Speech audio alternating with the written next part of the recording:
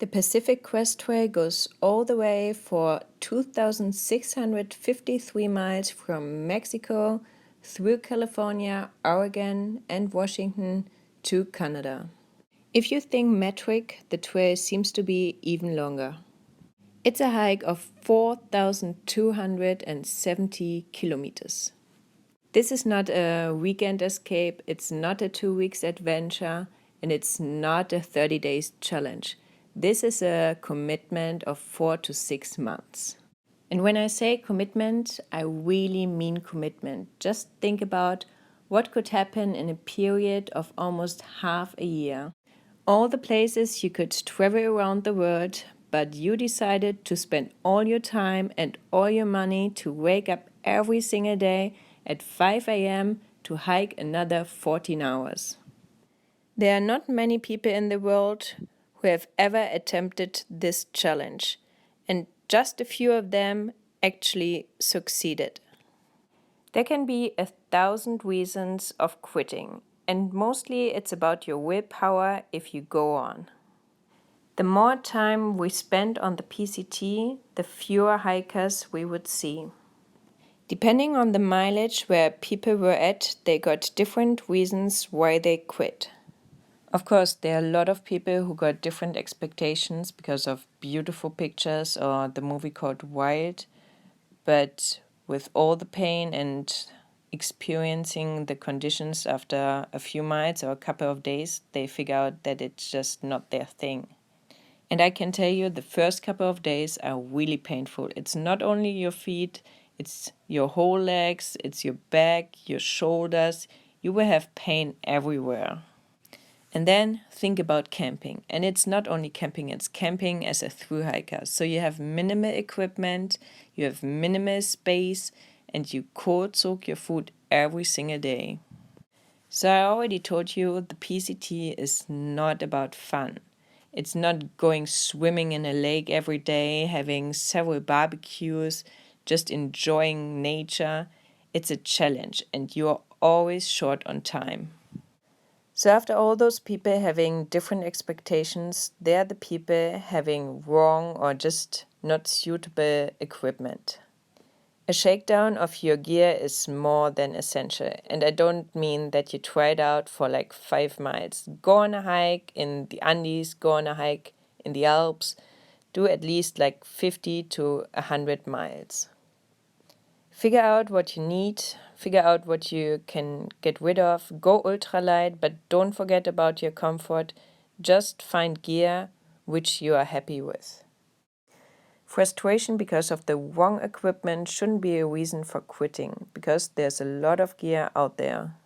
And it's not only about your equipment, trying it out, hiking it in, it's also about figuring out your diet.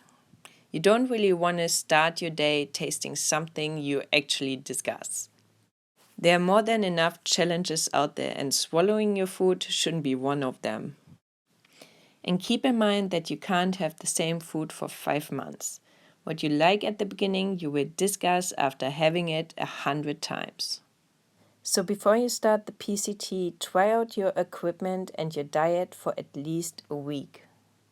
The next step will be figuring out your starting date. We touched down at the border with Mexico on the 5th of May. There were thousands of people starting in April or even in March.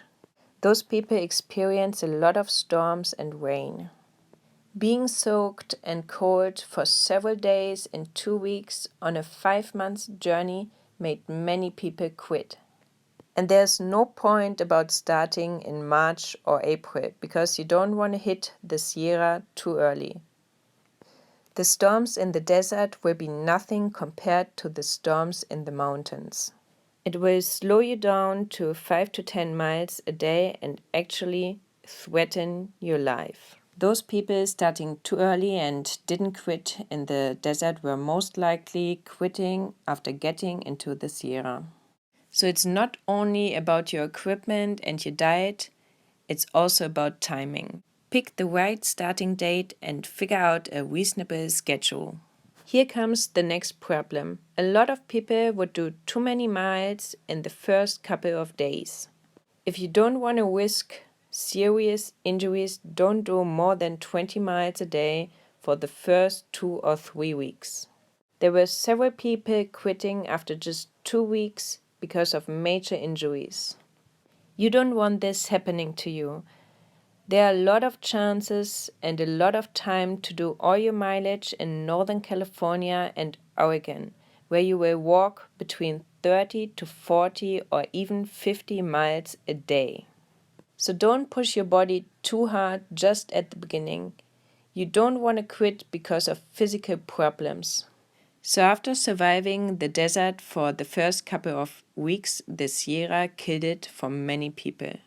The year of 2019 was the strongest snow year since the PCT got completed in 1993. Some people got so afraid that they went home and will attempt it in a different year. Some other people went into the Sierra, got overwhelmed and bailed out. The more days we spent in the mountains conquering passes and crossing rivers, the less people we would see. The Sierra with all that snow were definitely the hardest physical and mental challenge of my life. Every night I would go to sleep being anxious about the next day. I can't even explain how difficult it was. After the desert and the Sierra, there were just a few people left, and we had not completed more than 1,000 miles. So now that your body is in a perfect physical shape and you just completed the hardest part of the PCT, you would think that you make it to the border. But this is not the case. Northern California, where we are now, is the section of the PCT where it becomes more and more a mental challenge. After the beautiful and adventurous Sierra, it's just about making miles. And I tell you, I can't hear that sentence anymore. Just think about it. You're still in the same state. There are another 1,600 miles to go. That will be another 3 months of having the same food and sleeping in your small little tent. And the main problem about it is that the beauty of the Sierra is gone. There are several pretty parts in Northern California, but getting there always involves 3 to 4 days walking in a forest.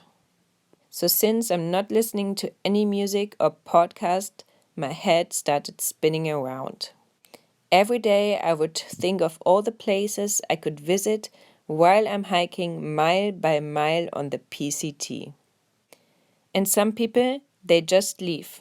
They go because they're bored of the trail. It actually takes a lot to complete the PCT, and there are just a few people succeeding. So there are many, many reasons why people quit. And it's a different thing why people don't complete. We haven't even spoken yet about, for example, family issues or financial situations. And what about all those people running out of visa time? There's one last thing what I want to mention as well. Attempting the PCT, you take a small but serious risk of losing your life. And just in this year, there was a death which shocked the whole community. Completing the PCT is never guaranteed. So far, we made it to the Californian and Oregon border. We don't know what to expect in the next weeks. Goodbye, California, and hello, Oregon. Thank you so much, everyone, for watching this video, and I also appreciate all the comments. I wish everyone out there a happy and safe trail.